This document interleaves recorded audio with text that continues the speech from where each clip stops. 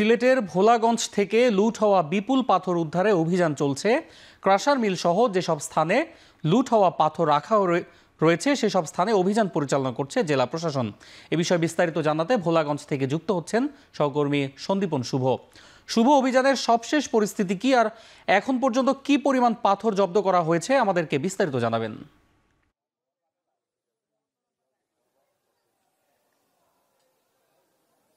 অন্যয় আপনি দেখতে পাচ্ছেন সিলেটের ভোলাগঞ্জের যে কলাবাড়ি গ্রাম, সেই গ্রামে কিন্তু আমরা এসেছিলাম এবং এসে আমরা একটি বিরল তথ্য পেয়েছি। আমরা কিন্তু এখানে যে মাটি আছে সেই বালি দিয়ে কিন্তু চেপে রাখা হয়েছে সিলেটের সাদা স্বর্ণ, যেটিকে বলা হয়ে থাকে, অর্থাৎ সাদা সাদা পাথরগুলোকে। এবং এই তথ্যের ভিত্তিতেও কিন্তু এখানকার প্রশাসনও অভিযান পরিচালনা করেছে এবং তাদের যে কথা সেটি হচ্ছে যে আসলে গতকাল থেকেই যখন প্রশাসন নড়ে চড়ে বসে তখন থেকে কিন্তু এইসব কার্যক্রম এখানকার বিভিন্ন ক্রাশার মেশিন সহ বাসাবাড়িতে পরিচালিত হচ্ছে। এবং একই সাথে কিন্তু আমরা দেখতে পেয়েছি যে বিদ্যুৎ সংযোগ যে কর্তন, সেই কর্তনের কাজও কিন্তু এখানে চলমান রয়েছে। তবে সবচেয়ে বেশি অন্য যেটি আমরা এখানে এসে সবাই অবাক হয়েছেন যে আসলে এই অভিনব পন্থা অবলম্বন করেছে লুটেরা।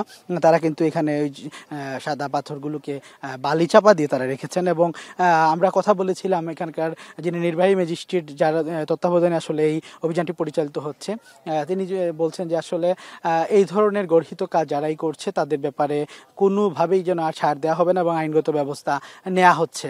এবং আরেকটি বিষয় আমরা স্থানীয়দের সাথে কথা বলেছি, স্থানীয়রা বলছেন যে আসলে নিরীহ মানুষ যাতে কোনোভাবেই তারা যেন নির্যাতিত না হন, এখানে যারা দোষী তাদেরকে যেন শাস্তির আওতায় নিয়ে আসা হয়। এবং এখানে তারা বলছেন প্রভাবশালী মহলও জড়িত রয়েছে, তাদেরকেও যেন আইনের আওতায় নিয়ে আসা হয়। কারণ পর্যটন স্পট বা পর্যটন কেন্দ্র যেটি সিলেটের গর্বের জায়গা, সেই জায়গাটি যেন কোনোভাবেই বিনষ্ট না হয় সেই ক্ষেত্রে কিন্তু স্থানীয় জনগণও কিন্তু একাট্টা রয়েছেন। এবং আমরা কিন্তু আরেকটা বিষয় আপনাকে যদি দেখাই যে এই যে পাথরগুলো, এই পাথরগুলো কিন্তু অন্যয়, এই পাথরগুলো কিন্তু বালির নিচে ছিল, একটু আগে কিন্তু এইগুলা উত্তোলন করা হয়েছে এবং এই পাথরগুলোকে লোড করা হয়েছে। এবং আমাদের কাছে সর্বশেষ তথ্য ছিল সেটা হচ্ছে ৭৯,০০০ ঘনফুট যে পাথর, সেই পাথর কিন্তু এখানে উত্তোলিত জব্দ করা হয়েছে এবং উদ্ধার করা হয়েছে। তো অন্য এই ছিল আসলে আমার কাছে সিলেটের সাদা পাথর থেকে পাথর উত্তোলন অভিযানের বা পাথর উদ্ধার অভিযানের সবশেষ তথ্য। সিলেটের ভোলাগঞ্জ থেকে যুক্ত ছিলেন সহকর্মী সন্দীপন শুভ।